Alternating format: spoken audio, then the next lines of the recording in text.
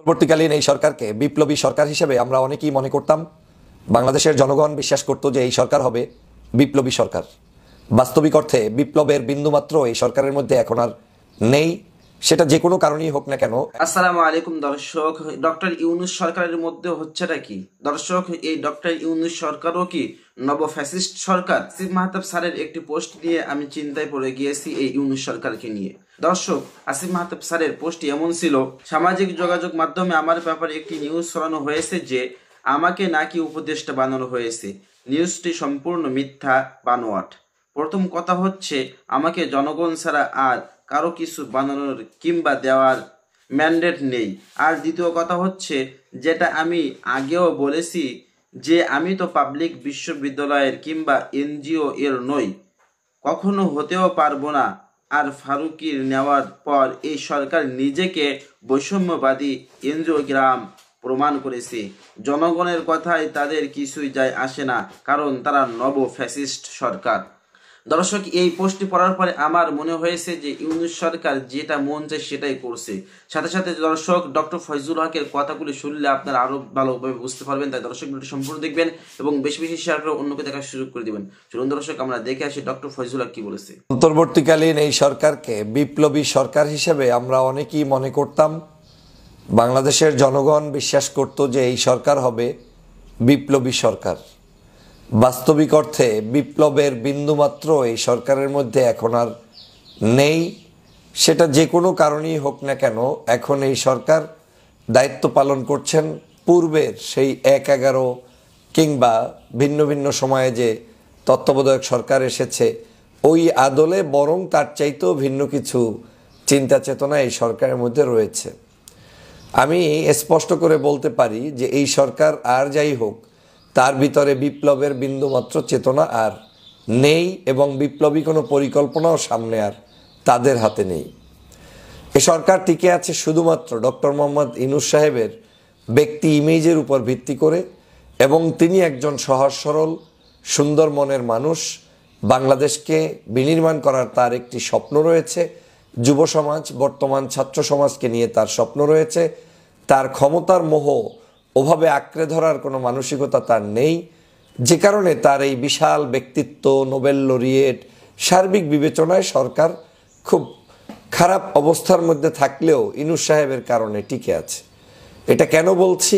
কারণ এদেশের জনগণ বিশ্বাস করে ডক্টর মোহাম্মদ ইউনূসের হাতেই এই সরকার পরিচালিত হচ্ছে বা হোক।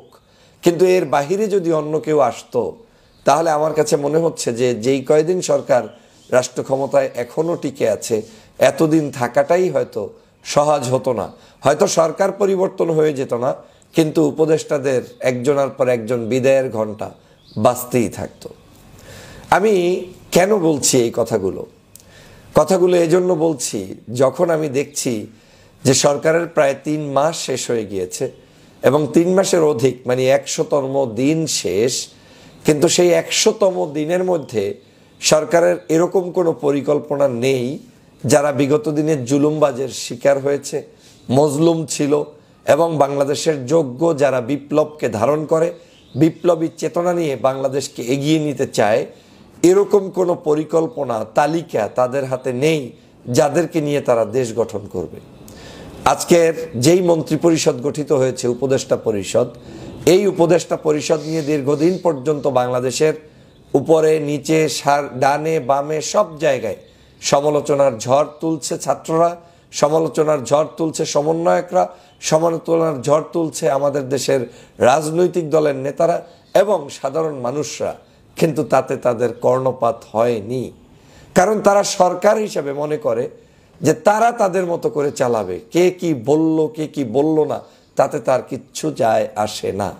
কিন্তু এই সমস্যাটি ডক্টর মোহাম্মদ ইউনূসের নয়।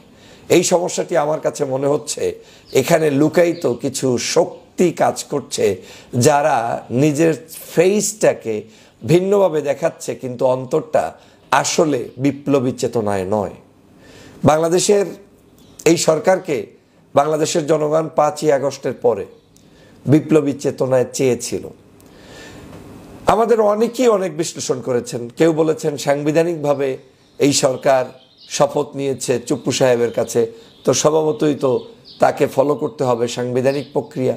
কেউ বলেছেন এই সরকারের উচিত ছিল কোনো একটি স্বাধীন জায়গায় এসে সেখানে তারা শপথ গ্রহণ করে নতুন সরকার গঠন করা, সেখানে সাংবিধানিক শূন্যতা থাকতো কিন্তু সেটা বিপ্লবী সরকার হতো। আবার কেউ বলছেন সেমি বিপ্লব টাইপের, যে এখানে সংবিধানের আওতায় আপনি শপথ নিলেও আপনার যা যা ইচ্ছা সেটাকে আপনি পূরণ করবেন, যেহেতু জনগণ আপনাকে ক্ষমতা দিয়ে দিয়েছে, আপনি চাইলেই পৃথিবীর সব কিছুর, বাংলাদেশের যে সকল কাজ বিভিন্ন দেশে রয়েছে সবই পরিবর্তন করতে পারেন। কিন্তু আমরা দেখলাম কি, বিপ্লবী সরকারও যেমন হয়নি, তারপরে সেমি বিপ্লবও যেমন হয়নি, এখন দেখছি যে একটা অন্তর্বর্তীকালীন সরকারেরও পূর্বের সরকারগুলো যেরকম শক্তিশালী থাকতো সে চিন্তাও তাদের মাথায় নেই। তাহলে কি গোপন উদ্দেশ্য এই সরকারের রয়েছে? আমার কাছে মনে হচ্ছে এই সরকারের এক উপদেষ্টা আর এক উপদেষ্টার তথ্য জানে না, এক উপদেষ্টা আর এক উপদেষ্টার উদ্দেশ্য জানে না। ধরেন এই সরকারের মধ্যে যে কয়েকজন উপদেষ্টা রয়েছেন তার মধ্যে 30 থেকে 30%ও না, ধরেন 20% লোকের মধ্যে চরম মাত্রার একটি ষড়যন্ত্র কিংবা শয়তানি লুকায়িত আছে, বা কমও হতে পারে, 10%, 20% এরকম হবে। কিছু উপদেষ্টা আছে একেবারেই সহজ সরল, তাকে নিয়োগ দেওয়া হয়েছে, তার ভিতরে বিপ্লবেরও কিছু নাই, জনতারও কিছু নাই, তার ডেইলি ওয়ার্ক তিনি করছেন, অফিসে যাচ্ছেন, সাইন দিচ্ছেন, সচিবালয়ে বসছেন, this is her work or his work. আর কিছু উপদেষ্টা আছে যে সত্যি কিছু করতে চায় কিন্তু তার হাতে এখন করার কিছু নেই, কারণ তিনি যে করবেন তিনি কারো কাছে ছাত্র, তিনি কারো কাছে ছোট ভাই, তিনি কারো কাছে জিম্মি, তিনি কারো কাছে তুমি কি বোঝো, এই যে সিস্টেম চালু হয়েছে, যে কারণে তারাও এখন নিশ্চুপ প্রায়। যদিও আপনারা মিডিয়ায় অনেকে অনেক কিছু দেখেন, শো শা গল্প চলে, কিন্তু বাস্তবতা দেখে আসার পরে আমার কাছে মনে হচ্ছে এই সরকারকে দিয়ে বিপ্লবের কিছুই হবে না। একেবারে ধরে নেন বিপ্লবের কিচ্ছু নাই, বিপ্লব হবেই না। যারা এখনো ঠান্ডা মাথায় তৈল দিয়ে ঘুরে বেড়াচ্ছি আর বলছি যে আমার বিপ্লবী সরকার না, বিপ্লবী সরকার না। হ্যাঁ, শেখ হাসিনা চলে যাওয়ার পরে একটা সরকার দরকার, সেই সরকার, এবং সেই সরকারটাও হচ্ছে শেখ হাসিনা চলে যাওয়ার পরে বা পূর্বের বিভিন্ন সরকার চলে যাওয়ার পরে যেই মানের সরকার বিভিন্ন সময় ছিল সেই সরকারও না, এটা আরো ভিন্ন কিছুর সরকার। আপনি দেখেন বাংলাদেশের ম্যাক্সিমাম জায়গায় এখন পর্যন্ত সরকারের সকল বড় বড় দালালরাই স্বপদে বহাল আছে। পৃথিবীর একটা কোনো রাষ্ট্র দেখাতে পারবেন না যেই রাষ্ট্রের কোনো রাষ্ট্রদূতের পরিবর্তন হয়েছে।